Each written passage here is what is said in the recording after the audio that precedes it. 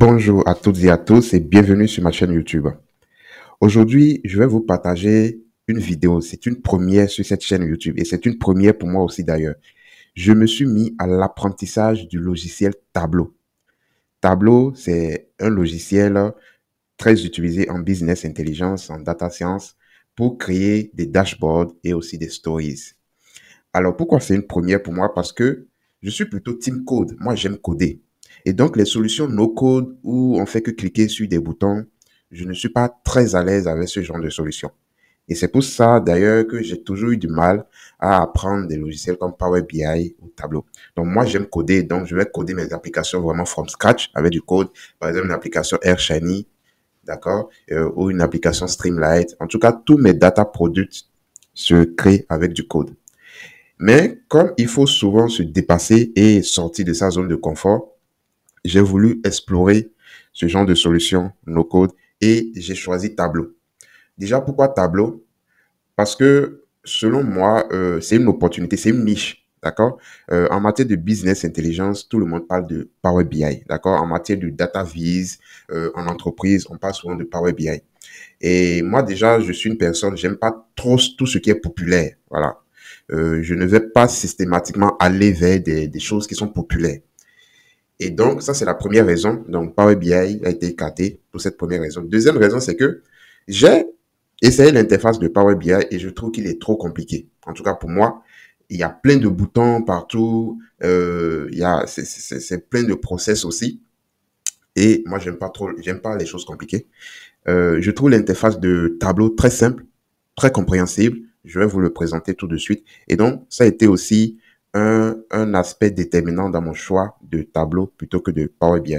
Et comme je le disais tantôt, Tableau, c'est une niche, selon moi, parce que tout le monde se rue sur Power BI, d'accord? Tous les data analysts, tous les business intelligence parlent de Power BI, ils apprennent Power BI. Certes, il y a forcément plus d'offres Power BI que Tableau, bon, de ce que je vois sur les plateformes d'emploi, les job boards, je vois plus d'offres Power BI que Tableau. Et donc, moi, je trouve que Tableau devient automatiquement une niche parce que même s'il y a peu d'offres, il y aura aussi peu de concurrents. C'est comme Python. Tout le monde court vers Python, tout le monde apprend Python. Et finalement, R devient une niche parce que il y aura pas trop de personnes qui maîtrisent R, qui utilisent R. Donc, quand vous prenez les data scientists ou les data analysts, très peu sont ceux qui maîtrisent à la fois Python et R, des gens comme moi. Donc, ça a été un choix déterminant. Vraiment, c'est l'interface de Tableau qui est très simple pour moi. C'est ça qui a été déterminant dans mon choix. Alors, cette interface, comme je vous le disais, elle est très simple. Voilà, vous avez ici le Canva. Donc, c'est là que vous allez construire votre graphique. Et ce qui est intéressant que je trouve, c'est que chaque feuille pour un graphique, d'accord? Donc, si je veux construire un deuxième graphique, par exemple, il suffit de cliquer ici et j'ai un deuxième worksheet, d'accord? Une deuxième feuille, tout simplement. Si je veux construire un troisième, je clique là. Si je veux construire un dashboard, je clique là. Et si je veux construire une story, je clique là, d'accord? Une histoire. Donc, moi, j'ai la version complète du tableau desktop, la version complète. J'ai utilisé mon adresse mail business pour avoir une période d'essai de 14 jours, si je ne me trompe. Là, il me reste 12 jours, donc je viens de commencer mon apprentissage. Donc, pendant cette durée-là, je dois forcément finir mon apprentissage. Alors, mon apprentissage, comment je le fais? Je suis tout simplement la spécialisation Data Analysis in Tableau de DataCamp. Je mettrai le lien en description de cette vidéo pour ceux qui sont aussi intéressés. Je trouve que les cours sont très bien. J'ai fait le premier cours. Franchement, il est très bien. D'ailleurs, je vais vous montrer ce que j'ai appris. C'est l'objectif de cette vidéo aussi. Et donc, j'ai aussi Tableau Online qui va permettre de partager tout ce que je fais, de partager mon dashboard, mes stories, mes worksheets, etc. Donc, c'est très intéressant. Si vous êtes en entreprise, que soyez stagiaire ou data ou attenant ou même en CDI ou en CDD. En tout cas, peu importe si vous avez une adresse mail de votre entreprise, c'est une opportunité. Voilà, il faut que ça vous serve à quelque chose. Donc, allez-y sur Tableau. Il suffit de taper sur Google. Allez-y sur Tableau et ils vont vous demander de renseigner des informations, nom, prénom, adresse business. Il faut pas une adresse personnelle. Une adresse personnelle, ça va pas marcher. Si vous n'avez pas une adresse business pour avoir Tableau desktop complet, Vous pouvez utiliser Tableau public, qui est la version gratuite, mais un peu limitée. De toute façon, avec Tableau public aussi, vous pouvez apprendre. D'accord? Vous pouvez faire tout ce qui se fera dans les cours de DataCamp notamment.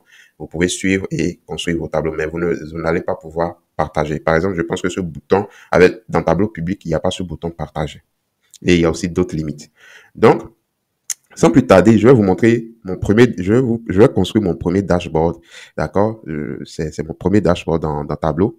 Et cela découle de mon apprentissage. Donc, j'ai suivi le premier cours Introduction tout Tableau et je vais vous restituer cela.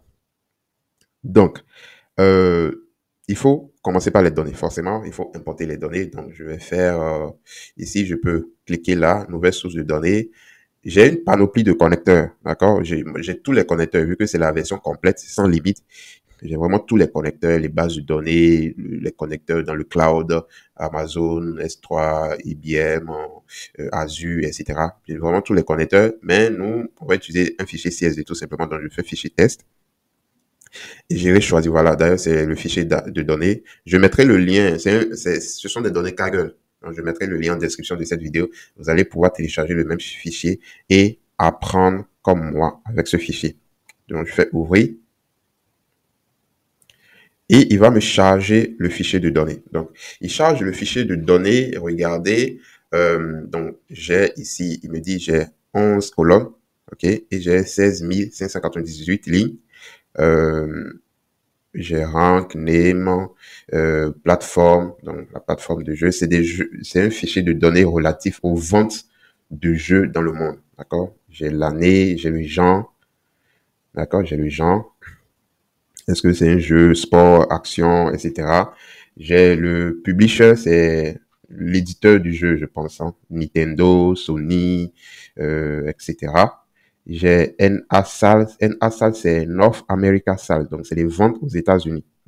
Bon, en Amérique du Nord. D'accord? Pas aux États-Unis, en Amérique du Nord. Et EUSAL, c'est les ventes en Union européenne. D'accord? Les ventes en Europe, peut-être. JPSAL, ce sont les ventes au Japon. Donc, vous savez, ces trois parties du monde, quand même, en matière de jeux vidéo, je pense que c'est les plus gros, quoi. C'est les plus gros marchés. ODESAL, c'est les ventes dans les autres régions du monde. Et GlobalSAL, c'est les ventes totales. Je pense que GlobalSAL, c'est la somme de ces colonnes-là, de toutes ces colonnes-là. Donc, quand vous faites 8,25 plus 4,3 plus 0,07 plus 1,12, ça donne 13,73. D'accord? Donc, je vais pour un premier temps, m'intéresser vraiment au logiciel, donc à la logique applicative, d'accord? C'est ça que je veux apprendre. Je veux pas m'intéresser pour le moment au business, d'accord? Je suis pas là pour vous montrer comment faire une analyse de données avec Tableau. Moi, je suis en train d'apprendre Tableau pour pouvoir avoir cette compétence-là, écrire des dashboards. Donc, je ne m'attarde pas vraiment sur l'aspect business, je m'attarde sur l'aspect applicatif, donc le logiciel que j'ai en face de moi, comment il fonctionne, comment je peux l'utiliser pour construire des choses. Donc, voilà, c'est sur ça que je vais m'attarder. Donc, ça, c'est fait. J'ai importé ma source de données. Et donc, attendez, je viens sur la feuille 1. Donc, source de données, c'est là. J'ai importé mes données, c'est très bien. Je viens au niveau de la feuille 1 et on va construire le premier graphique déjà. Donc, je vais construire mon premier graphique. Mon premier graphique, ce sera une analyse des données relatives aux ventes globales, d'accord, au fil du temps. Donc, je vais déjà, ce que je vous conseille de faire, c'est de renommer déjà votre feuille parce que votre graphique va prendre le nom de la feuille. Après, vous pouvez modifier, il n'y a pas de souci. Ça va s'appeler Platform Analysis Over Time. Voilà. Donc, Platform Analysis Over Time. Donc, moi, j'ai besoin des ventes globales. Donc, ce que je vais faire, je vais glisser ça au niveau des lignes. Donc, colonne ligne, d'accord, il faut comprendre ça un peu en l'as des X et l'as des Y. Colonne, c'est un peu l'as des abscisses et ligne, c'est un peu l'as des ordonnées. C'est comme ça. Moi, schématiquement, vous pouvez visualiser ça comme ça. Donc, par défaut, il me donne la somme. Si vous voulez changer la fonction d'agrégation, il suffit de cliquer là et de faire, par exemple, mesure et vous pouvez choisir moyenne, médiane. Donc, moi, je reste sur la somme. Donc, je veux les ventes totales, globales. Et overtime, je prends le year. Et voilà, tac, j'ai en abscisse les années, ok? Et donc, vous voyez, il me propose directement un line chart. Après, je peux changer si je veux. Je peux changer, mais avant de changer, Moi, je veux colorier par les plateformes. Plateforme, plateforme, je mets sur la couleur. Donc, autre chose que je veux quand même préciser, ce sont les types de colonnes. Donc, tout ce qui est A, B, C là, ce sont les colonnes catégorielles. D'accord? Ce sont des colonnes catégorielles. Et ici, nom des mesures, c'est le nom des colonnes continues. D'accord? Ici, tout ce qui est en vert est matérialisé par le dièse là à gauche, ce sont des colonnes numériques. OK? Et à la fin, valeur de mesure, c'est toutes les colonnes numériques en fait. Donc, c'est comme ça, il faut voir la chose. Voilà. J'ai mis plateforme sur la couleur. Et voilà, il m'a proposé, il y a toutes les plateformes, c'est beaucoup. Donc, moi, je vais choisir seulement tout ce qui concerne la PlayStation. PlayStation, c'est pièce, tout ce qui est pièce là. Donc, qu'est-ce que je vais faire? Je vais mettre un filtre. Je vais mettre un filtre. Tac. Je vais mettre un filtre. Donc, je glisse sur la section filtre. Et je vais dire exclure. J'exclus tout. Et j'écris pièce ici. Et je vais enlever tout ce qui est pièce des exclusions, quoi, en fait. D'accord? Donc, ça veut dire que, en fait, je filtre les données pour que ça soit égal à pièce, et PS2, PS3, PS4, PSP, PSV. Donc, tout ce qui est pièce PlayStation. Je fais OK. Voilà. Et vous voyez, ça réduit considérablement. Et ensuite, euh, voilà. Je veux pas des lignes comme ça, c'est un peu trop vilain. Je veux plutôt mettre zone. Voilà. Je trouve que c'est plus joli. Donc, je mets zone comme ça. Donc, vous voyez, plateforme, j'ai, par exemple, ici, c'est PS en 1996, Globasal 94,7. C'est en millions. Donc, je peux changer le titre des as. Donc, ici, je vais centrer. Si je double-clique, je peux centrer. D'accord, je peux changer aussi, tac. Donc, je peux même mettre un bol, en gras. Je vais essayer pour voir. Tac, bold. OK. Je vais changer aussi. Ici, je vais mettre Global Video Game. Il faut un graphique, il faut forcément que les noms des arts soient vraiment parlants pour que votre audience puisse bien comprendre de quoi il s'agit. Ici, l'unité, c'est million. C'est un million, d'accord? $1 million, certainement. Donc, et ici, je vais mettre la release hier, c'est l'année de sortie. Donc, comme ça, c'est bien compréhensible. Voilà. Donc, ça, mon graphique, il est bien. Je vais quand même mettre quelques filtres, même si je ne vais rien filtrer, ça peut m'aider. Je vais mettre un filtre sur le genre. Le genre, voilà, c'est le genre de jeu. Est-ce que c'est un jeu action, aventure, puzzle, racing, c'est voiture. Donc, voilà, sport, voilà, etc. Est-ce que c'est un jeu de stratégie, etc. Je vais mettre tout. Il inclut tout. OK. Je vais mettre sur le publisher aussi un filtre. Donc, je mets tout et je fais OK. Donc, publisher, c'est les compagnies, quoi, les éditeurs de jeux, Sony, PlayStation, etc. D'accord? Il y en a beaucoup, hein. Il y a beaucoup de sociétés de jeux aujourd'hui. Voilà. Et c'est bon. Donc, c'est bon pour le premier graphique. Et je vais au deuxième graphique. Déjà, ce graphique peut me permettre déjà de répondre à des questions business. Je ne vais pas m'attarder sur ça. Franchement, c'est pas l'objectif. L'objectif, c'est de comprendre le logiciel. D'accord? Donc, pour le moment, vous avez vu comment j'ai conçu ce graphique-là. C'est très simple. Rapidement, vous pouvez construire un graphique. Et en cela, avec la simplicité aussi de l'interface du tableau par rapport à Power BI, moi, je trouve que franchement, je peux aimer le no-code. Je peux aimer le no-code parce que il faut se dire la vérité. Si je devais le coder, ça me prendrait peut-être un peu plus de temps. D'accord? Bon, aujourd'hui avec ChatGPT, ça ne prendrait pas beaucoup de temps. Hein. Si vous avez utilisé ChatGPT, franchement, vous lui donnez un bon prompt là, avec les colonnes de votre jeu de données, il va vous le construire rapidement. D'accord? Et peut-être vous pouvez modifier quelques trucs.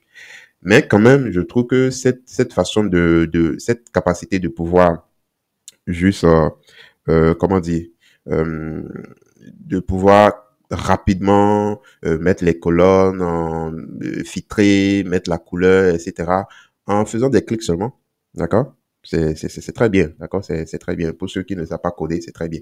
Et si on veut aussi avoir rapidement un résultat, une première analyse exploratoire de nos données, c'est bien, quoi. OK? Donc, je vais construire mon deuxième graphique. Mon deuxième graphique, ce sera pour les ventes. Les ventes, en fait, je vais construire en fait les ventes par plateforme. OK? Donc, un graphique montrant les ventes par plateforme. Je vais faire sales by plateforme. Voilà. Et je construis un diagramme en bas. Sales by plateforme, j'ai toujours besoin de global sales. Donc, je le mets là en ASTY et plateforme. Tac, voilà. Je vais toujours filtrer plateforme. Moi, je suis intéressé seulement par tout ce qui est PlayStation. Donc, je mets sur un filtre. Voilà. Voilà. Je vais tout exclure. Je fais pièces et je les enlève des exclusions. Voilà. OK. Voilà. Je vais colorier par plateforme toujours. Donc, pareil. Et je vais ajouter les autres fiches, filtres aussi. Tac. Je vais mettre tout sur le genre. Sur le publisher aussi. Le publisher, je vais mettre tout. OK. Voilà. OK. Donc, j'ai les ventes par plateforme. Donc, ce que je peux faire, je peux copier ceci. Tac. Je reviens là et je colle. Donc, voilà. Ici, je double-clique. Je vais le centrer aussi. OK. Donc, j'ai les ventes globales, d'accord, du jeu. En millions, bien sûr. Pour ces plateformes-là. PS2, PS3, PS4, PSP, PSC. Je ne sais même pas c'est quoi PSC, mais ce n'est pas l'objectif ici. On remarque que dans le monde entier, c'est PS2 qui est beaucoup plus vendu. D'accord? En termes de vente, c'est PS2 qui ravit la vedette. Troisième graphique, je vais construire les ventes selon le genre maintenant. Styles by genre. OK? Et cette fois-ci, je veux plutôt construire ce qu'on appelle une carte, un tree map, d'accord? Un tree map, c'est en anglais. Je pense on peut dire une carte de chaleur en français. C'est comme un heat map, mais la vraie définition, c'est tree map. Donc, tree map, c'est ça. C'est pour les arborescences, d'accord? Bon, il faut que je choisisse, je prends déjà mes éléments. Vente globale, toujours. Vente globale selon le genre. Le genre, je mets en couleur. Tac, non, attention. Voilà, par exemple ici, j'ai fait une faute manip. Le genre, je veux le mettre, oui, en couleur. Mais ici, je vais enlever vente globale. Vente globale, ce sera la taille plutôt. D'accord? Ce sera la taille. Voilà, très bien. Donc, vous voyez, mon tree map là, ma carte, elle est en fait proportionnelle. Chaque case est proportionnelle à la vente dans ce genre-là. D'accord? Ici, par exemple, c'est le genre action. Et je pense que c'est le plus gros. Donc, 1751 millions, d'accord, de dollars en matière de vente. Qu'est-ce qui me reste? Il faut mettre le genre. Je vais mettre le genre en étiquette. Voilà, comme ça, c'est vite visible. J'ai pas besoin de glisser mon curseur d'abord pour voir que c'est action. Donc, c'est bien visible là. Et j'ajoute les filtres plateforme. Toujours, moi, je veux PSP. Je sais pas pourquoi. Voilà. Je mets pièce et je sélectionne tout ce qui est pièce. OK. Voilà. Donc, vous voyez, ça réduit les choses. Parce que j'ai filtré. Je viens de filtrer l'ensemble des données. Je mets un filtre sur Publisher, même si je vais rien filtrer pour le moment. Je vais prendre eux tous. Et voilà, c'est bon. OK. Donc, je les vends par le genre, selon le genre. Et le dernier graphique que je vais construire, c'est le top 10 des jeux vidéo selon les ventes globales. D'accord? Selon les ventes globales, le top 10. Je vais construire cette fois-ci. Donc, ce que je vais faire un worksheet. Je vais le déplacer là. Je vais faire renommer. Et je mets top 10 vidéo game. Mais je mets top vidéo game tout simplement. Voilà. Donc ici, j'ai besoin de quoi? Je construis un diagramme en barre horizontale. Donc, qu'est-ce que je vais faire? Je vais mettre global sales, au lieu de le mettre sur l'axe Y, je vais le mettre sur l'axe des abscisses. Donc là, tac. Et je vais mettre le nom, d'accord, le nom du jeu, des jeux, là. Je vais filtrer déjà. Je veux les pièces uniquement les PlayStation. Donc, ça va déjà peut-être réduire un peu les choses. Ok. Le genre, je vais colorier par le genre. Je vais colorier par le genre. Tac. Ici, genre. Donc, vous voyez, action, aventure, tout ça, machin. Il y en a plusieurs. Moi, je veux seulement le top 10, non? Il faut que, déjà, je vais cliquer là. Donc, si vous glissez là au milieu, cliquez là pour arranger un peu les barres de manière descendante. Si je reclique, ça va faire de manière ascendante. Donc, moi, je veux du plus grand au plus petit, de la plus grande vente à la plus petite vente. Voilà. Moi, je veux le top 10. Qu'est-ce que je vais faire? Je fais CTRL et je vais sélectionner, tac, 3, 4, 5, 6, 7, 8, 9, 10. D'accord? Et je conserve uniquement, je clique sur ça. Ouais, c'est simple, c'est très simple. Et automatiquement, il m'a ajouté un filtre sur le nom. Donc, si je fais là, modifier le filtre, vous allez voir, il a fait un filtre sélectionné dans la liste. Donc, je suis sûr. Ça, c'est pas moi qui les ai sélectionnés, mais ça s'est fait automatiquement du fait de la manipulation que j'ai faite. Je sélectionne 10 valeurs sur 57, 82 sélectionnées. Ouais. Voilà. Donc, je mets un filtre sur Publisher. Je les prends tous. Et un autre sur le genre. Je les prends. Bon, de toute façon, il me fait automatiquement le filtre puisque j'ai fait le top 10. Voilà, le top 10, ils sont dans Action, Racing, Shooter. Donc, je vais faire annuler, je vais pas mettre un filtre là. Même si je faisais tout, ça allait quand même du fait de ce filtre-là sur Name. Donc, je vous montre, hein, comme ça, on est... Regardez, je fais tout. Je fais OK. Rien n'a changé. C'est toujours Action, Racing, Shooter parce que ce filtre sur le nom, ça fait que je sélectionne seulement les 10 plus grands, les 10 jeux en matière de vente. Donc, ce filtre sur le genre, même quand je prends tous les genres, ça n'a pas lieu d'être. C'est toujours Action, Racing, Shooter. Donc, je peux tout simplement l'enlever. OK. Donc, voilà, j'ai mon graphique et c'est tout. Voilà comment j'ai construit mes 4 graphiques qui répondent à ma problématique business. Par exemple, il est temps maintenant de faire un dashboard et vous allez voir, c'est très simple.